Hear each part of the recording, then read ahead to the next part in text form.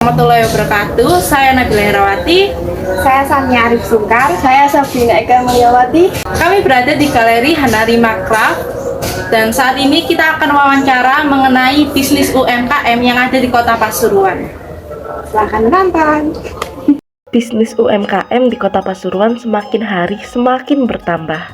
Para pembisnis harus memiliki strategi-strategi baru untuk menarik para pelanggannya. Bahkan gak jarang, mereka menciptakan produk-produk unik dan kreatif untuk mereka jual. Sama seperti Galeri Hanarima Craft satu ini, bisnis UMKM yang berada di Jalan Morgo Utomo nomor 8 Kebonagung, Kecamatan Purworejo, Kota Pasuruan, menjual berbagai kerajinan tangan dengan konsep kekinian, sehingga banyak anak muda yang tertarik untuk membelinya. Nah, di sebelah saya ada owner dari Hanarima Craft, Ibu Agustina. Nah, di sini kami mau bertanya-tanya kepada Ibu Agustina. Nah, dokumen apa saja sih yang sudah dimiliki Galeri Hanarima Craft? Terima kasih. Perkenalkan, saya Ibu Agustina dari Hanarima Craft. Kami bergerak di bidang kerajinan handmade, khususnya di Sulam Benang. Kalau ditanya soal dokumen apa yang sudah saya punya, karena saya sudah berkecimpung dari tahun 2000 ya, berarti sampai sekarang sudah hampir 24 tahun. Jadi artinya untuk dokumen-dokumen itu saya sudah 100% lengkap sebetulnya. Dokumen yang saya miliki, yang pertama untuk sebagai UMKM kita harus memiliki yang pertama NIP. Apa NIP itu? NIP adalah nomor induk berusaha. Yang kedua itu saya harus sudah punya NPWP. Yang ketiga itu saya sudah juga bersertifikat namanya BNSP. BNSP itu apa? BNSP itu sertifikat untuk seorang narasumber atau seorang UMKM yang dia nanti sudah berkompeten untuk menjadi seorang instruktur. BNSP itu kepanjangan dari Badan Nasional Sertifikasi Indonesia yang dikeluarkan oleh Kemenkumham ya, BNSP. Banyak sih yang saya sudah punya. Sudah cukup lengkap sekali ya. Pasti. Nah, untuk selanjutnya berapa sih modal awal dari Hanarima Craft ini? Modal awal berarti dari pertama saya punya niat untuk mendirikan Hanarima Craft ya. Iya. Cuman dulu ya kira-kira 20 tahun dengan 1,5 juta rasanya banyak. Dengan hanya 1,5 jutaan ya, 1 sampai 1,5 juta. Nah, mengapa sih memilih untuk bisnis ini? Bisnis ini pertama itu hobi yang menjanjikan. Hobi yang pertama sih. Kalau kita berbicara soal bisnis itu diawali dengan hobi dulu kan ya. Kalau kita hobi kepengin bisnis saya jelas nggak bisa. Hobi terus bisnis, mengisi waktu kosong dan ada peluang. Maksud saya begini, kalau sekarang kalau untuk zaman dulu kira-kira di tahun 90-an itu kan penjahit itu jarang. Kerajinan juga jarang. Untuk itulah saya sepertinya kok tertarik untuk ke kerajinan seperti ini. Itulah ketertarikan saya. Selain hobi ya, selain hobi. Nah, boleh nggak diceritakan bagaimana Ibu membangun bisnis ini? Membangun bisnis ini saya tidak pernah ada beban. Karena kalau membangun sesuatu dengan beban nanti ke depannya malah efeknya kurang bagus. Jadi membangun bisnis ini dengan apa ya? Dengan hati yang biasa aja, tidak ada beban, enjoy, seneng. Terus apa tadi pertanyaannya?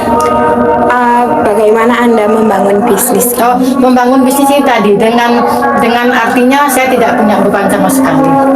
Dengan modal yang seperti itu saya bangun bisnis ini dengan tidak punya harapan yang kedepannya harus bagaimana enggak. Jadi berjalan aja seperti derasnya air mengalir, tidak pernah punya beban apa-apa. Keren ya, Bu ya. Untuk kendala membangun bisnis ini tuh gimana?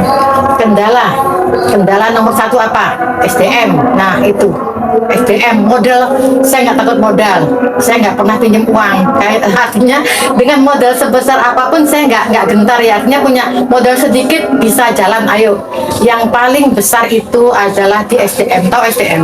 Sumber daya manusianya, tenaga kerjanya, itu aja. Kendalanya itu, kalau modal apa nggak pernah dipikirkan.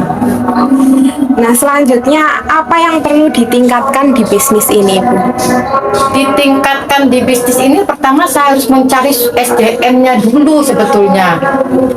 Karena sekarang ini anak-anak muda biasanya itu untuk ke kerajaan tuh jarang. Karena anak-anak muda tuh kalau istilahnya membangun usaha seperti kerajinan, menyulam, menjahit, itu kalau zaman sekarang itu sudah langka. Jadi yang langkah awal saya misalkan untuk membuat bisnis ini lebih bertambah maju, saya harus punya tenaga kerja dulu. Makanya saya sering mengadakan pelatihan-pelatihan supaya ada rasa sukanya dari anak-anak untuk biar mereka itu ada keinginannya menjadi seorang crafter. Tahu kan crafter, kerajinan ya. Nah, selanjutnya cara memasarkannya itu biasanya lewat apa aja untuk offline dan online? Offline dan online. Kalau kita berbicara sekarang, jangan melupakan offline. Karena kalau kita berbisnis itu, offline itu sebenarnya relasi yang paling utama, Samian. Jadi kalau kita berbicara sekarang meskipun sudah eranya online, tapi jangan melupakan offline. Kalau gini-gini, ini offline ini, ya. Ayo dek beli barang saya, ayo dek. Nah itu kan offline. Jadi cara offline itu tetap tidak pernah saya tinggalkan. Selain online, saya online ada di IG ada, terus di Shopee ada, terus dulu ada di Alibaba dulu ada, tapi sekarang enggak. Terus ya di WhatsApp bisnis ya, sama WhatsApp biasa. Banyak kan? Banyak TikTok juga, TikTok. Tapi kalau TikTok sekarang kan baru mulai ada lagi. Kemarin-kemarin sudah nggak boleh kan? Banyak sih Mia. Sudah itu saja. Itu aja ya. Terima kasih sudah bersedia jadi narasumber kami. Ya, terima kasih sama-sama. Dengan modal sendiri 1 juta hingga 1.500.000 dan juga hobi, ini yang membuat Ibu Agustina sukses membangun Galeri Hanarima Craft.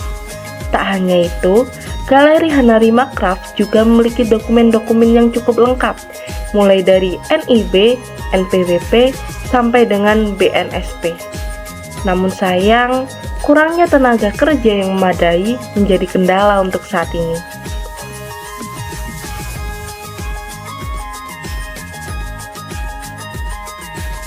Mau tahu bagaimana keimutan produk bisnis UMKM satu ini?